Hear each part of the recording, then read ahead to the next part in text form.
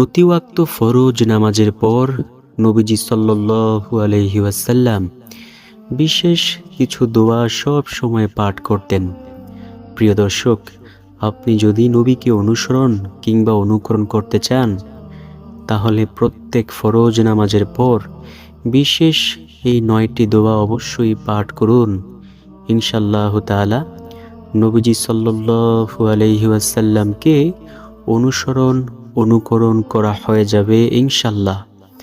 নবীজি হাদিসের মধ্যে বলেন, যে ব্যক্তি আমাকে অনুকরণ করবে, আমার একটি সুন্নতকে মৃত্যু পর্যন্ত যে আঁকড়িয়ে ধরবে, আল্লাহ তাআলা তাকে যুদ্ধের ময়দানে শহীদ হওয়া 100 শহীদের সমান সওয়াব দান করবেন। প্রিয় দর্শক, আজকের ভিডিওটি সম্পূর্ণ দেখা প্রতিটি মুমিন, মুসলমান ও নর নারীর জন্য খুবই গুরুত্বপূর্ণ।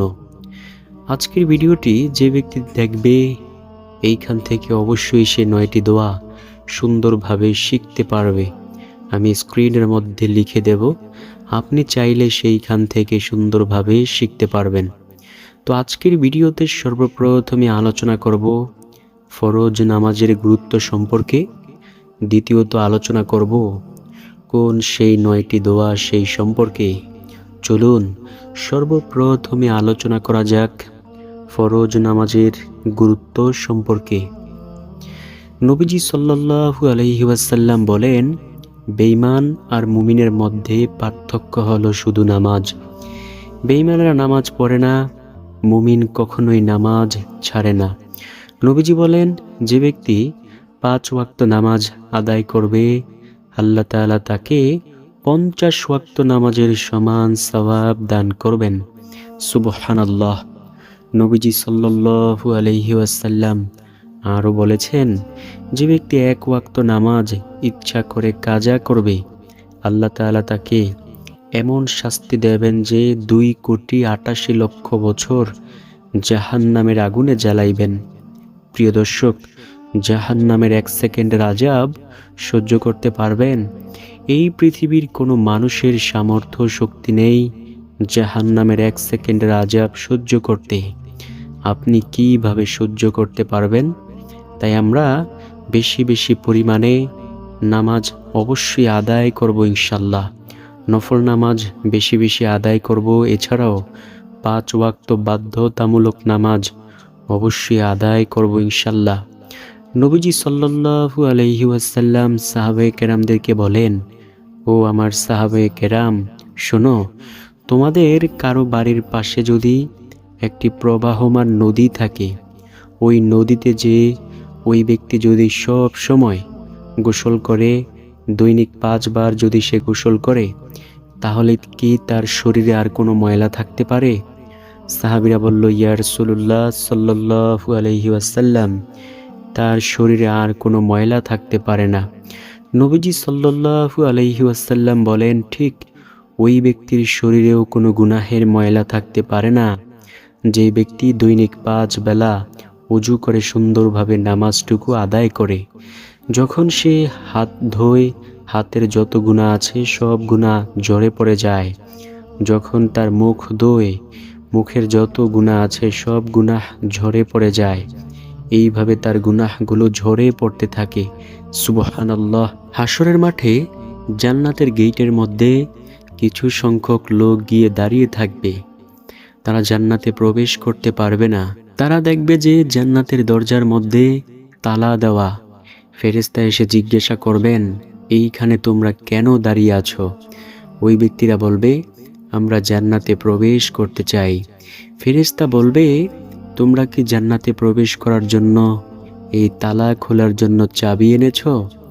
ওই ব্যক্তিরা বলবে, দুনিয়ায় আমরা অনেক সম্পদশালী ছিলাম, কোটি কোটি টাকার মালিক ছিলাম, কিন্তু আসার সময় একটি পয়সা করিও আমাদের সাথে আনতে পারি নাই। ফেরেশতা বলবে, তোমরা কি শোনো নাই যে আল্লাহ তাআলা ঘোষণা করেছেন নামাজ হলো বেহেশতের চাবি?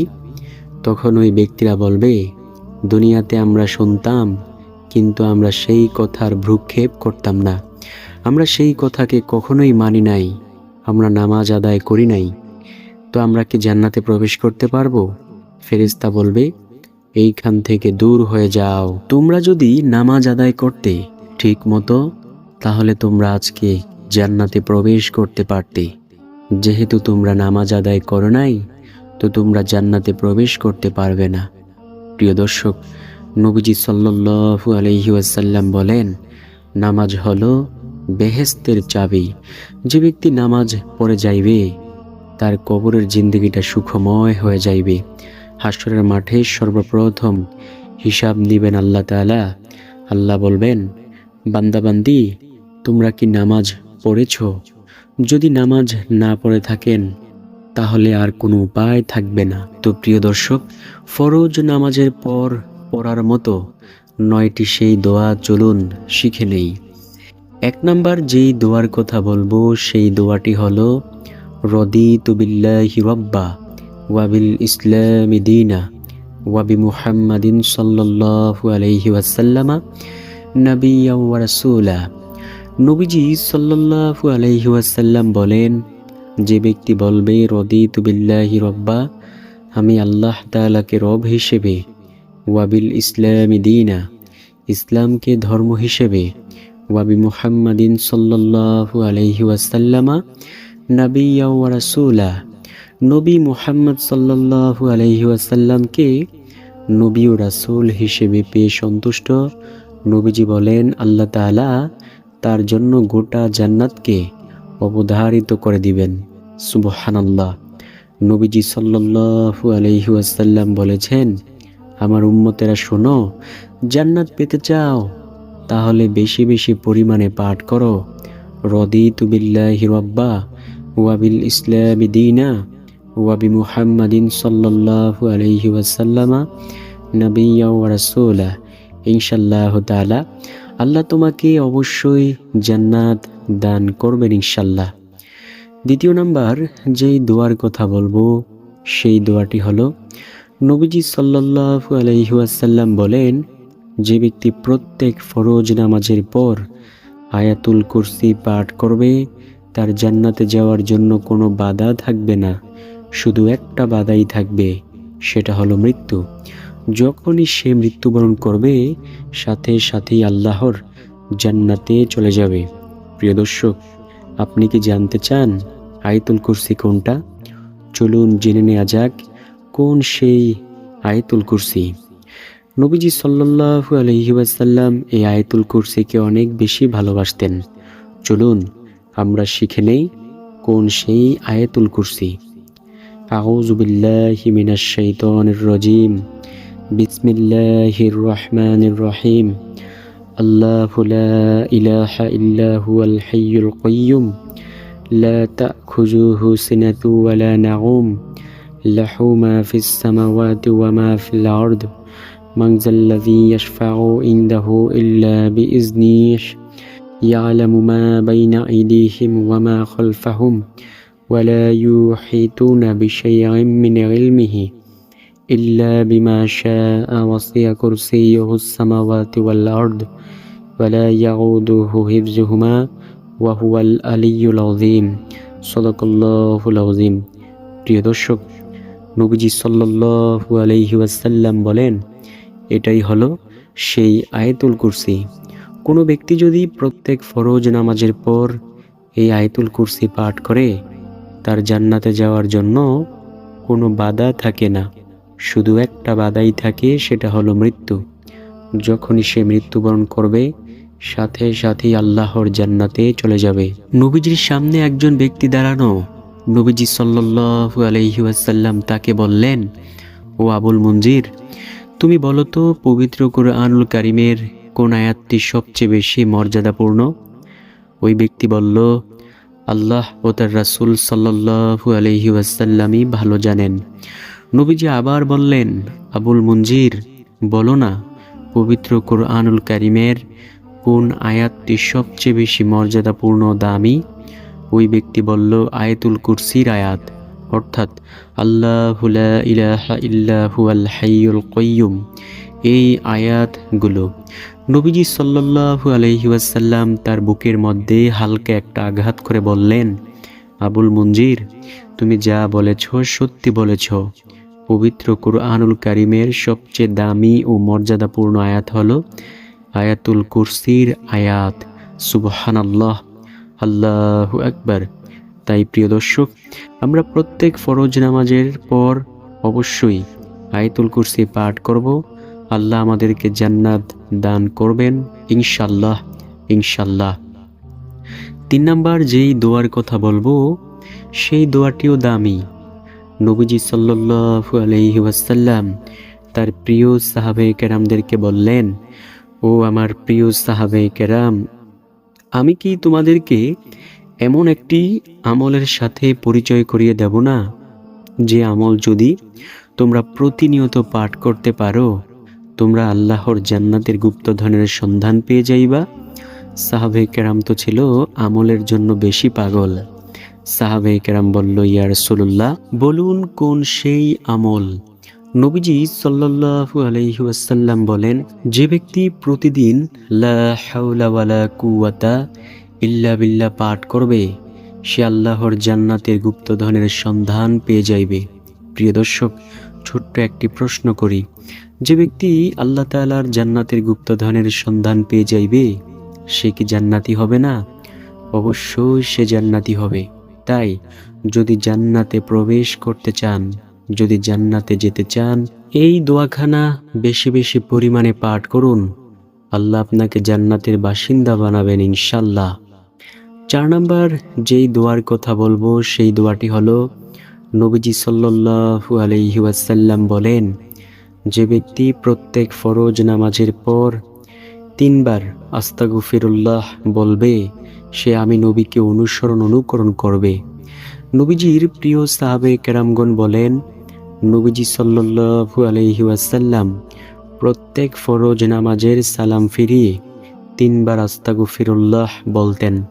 প্রিয় দর্শক, আমরা যদি নবীকে অনুসরণ কিংবা অনুকরণ করতে চাই, প্রত্যেক ফরজ নামাজের সালাম ফিরিয়ে 3 বার আস্তাগফিরুল্লাহ বলবো। ইনশাআল্লাহু তাআলা নবীজি সাল্লাল্লাহু আলাইহি ওয়াসাল্লামকে অনুকরণ করা হয়ে যাবে ইনশাআল্লাহ। নবীজি হাদিসের মধ্যে বলেছেন, যে ব্যক্তি আমার একটি সুন্নতকে মৃত্যু পর্যন্ত আঁকড়িয়ে ধরবে আল্লাহ তাআলা তাকে এমন সওয়াব দান করবেন যে যুদ্ধের ময়দানে শহীদ হওয়া 100 শহীদের সমান সওয়াব আল্লাহ সুবহানাহু ওয়া তাআলা তাকে দান করবেন। প্রিয় দর্শক, আপনি কি এমন সওয়াবের ভাগীদার হতে চান? তাহলে অবশ্যই প্রত্যেক ফরজ নামাজের সালাম ফিরিয়ে 3 বার আস্তাগফিরুল্লাহ বলুন। ইনশাআল্লাহু তাআলা আল্লাহ আপনাকে অবশ্যই কবুল করে নেবেন ইনশাআল্লাহ। এটা একটি ইস্তেগফার সম্পর্কিত আমল। নবী বলেন, যে ব্যক্তি ইস্তেগফার করে আল্লাহ তার সব গুনাহ ক্ষমা করে দেন। যুগে যুগে আল্লাহ তাআলা বহু বড় বড় পাপীকে ক্ষমা করেছেন। তেমনি একজন পাপী ব্যক্তি ছিল, যেই ব্যক্তি মূর্তিকে সামনে রেখে দীর্ঘ অনেক বছর পর্যন্ত মূর্তিকে সামনে রেখে সনাম সনাম বলতো। হঠাৎ করে ভুল করে একদিন সে বলে ফেলল সমাদ। সাথে সাথে গায়বীতে আওয়াজ আসলো, বান্দা, কেন তুমি আমাকে এতদিন পর্যন্ত ডেকেছ? কেন তুমি আমাকে এতক্ষণ পরে তুমি আমাকে ডেকেছ? কিসের তোমার চিন্তা, কিসের তোমার পেরেশানি? ওই ব্যক্তি বলল, দীর্ঘ কতকাল পর্যন্ত সনাম সনাম বললাম, কেউ আমার ডাকে সাড়া দিল না, আর আজকে ভুল করে একটু বলে ফেললাম সমাদ, সাথে সাথে কে ডাকের জবাব দিল? তখন ওই ব্যক্তিকে রব্বুল আলামিন বললেন, আমি তোমার রব, আমি তোমার স্রষ্টা, আমি তোমাকে সৃষ্টি করেছি। তুমি যেই মূর্তিকে সামনে নিয়ে বলতেছ সনাম সনাম, সেই মূর্তি তোমাকে বানায় নাই, আমি আল্লাহ তোমাকে বানিয়েছি। সুবহানাল্লাহ, আল্লাহু আকবার।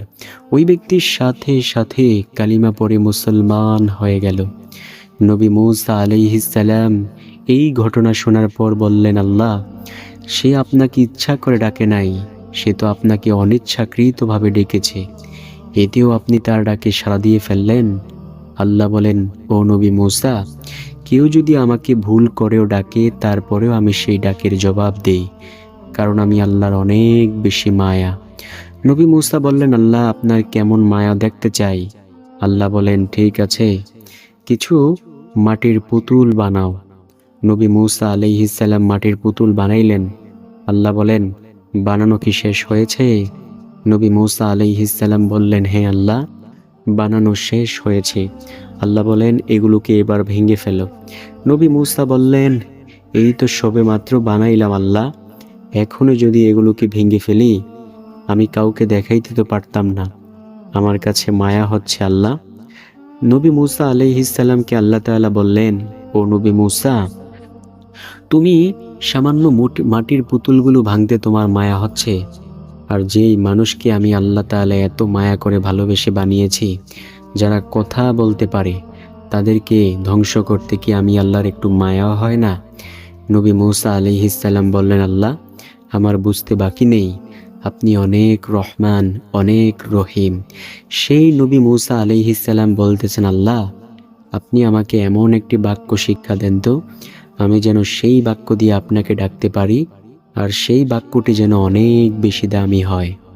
আল্লাহ তাআলা বলেন, ও নবী মূসা, তুমি বলো লা ইলাহা ইল্লাল্লাহ। নবী মূসা আলাইহিস সালাম বললেন, আল্লাহ, আমি চাইলাম আপনার নিকট দামি একটি বাক্য, আপনি আমাকে এমন ছোট্ট একটি বাক্যের কথা বললেন।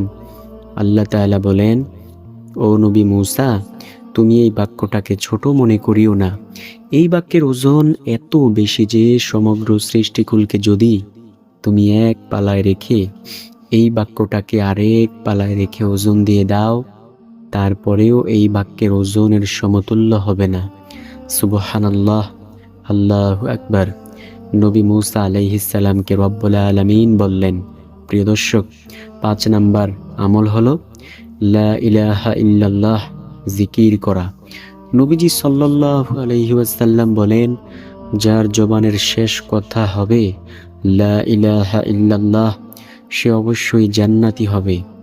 নবীজি সাল্লাল্লাহু আলাইহি ওয়াসাল্লাম আরও বলেছেন, হাশরের মাঠে আল্লাহ তাআলা নবীজি সাল্লাল্লাহু আলাইহি ওয়াসাল্লামকে ডেকে ডেকে বলবেন, ও আমার বন্ধু মুহাম্মদ সাল্লাল্লাহু আলাইহি ওয়াসাল্লাম, আপনি ওই সমস্ত ব্যক্তিদেরকে নিয়ে জান্নাতে প্রবেশ করুন যে তার জীবদ্দশায় বলেছে লা ইলাহা ইল্লাল্লাহ এবং এর উপর ঈমান এনেছে।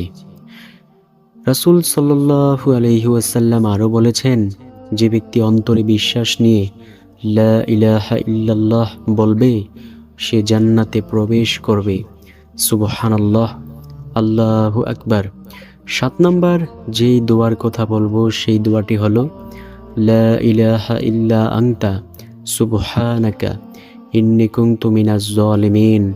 নবী ইউনূস আলাইহিস সালাম বিপদের সময় এই দোয়াটি পাঠ করেছেন। আল্লাহ রাব্বুল আলামিন তাই এই দোয়াখানাকে এতটাই পছন্দ করেছেন, সব উম্মতের জন্য এই দোয়াটাকে দিয়েছেন।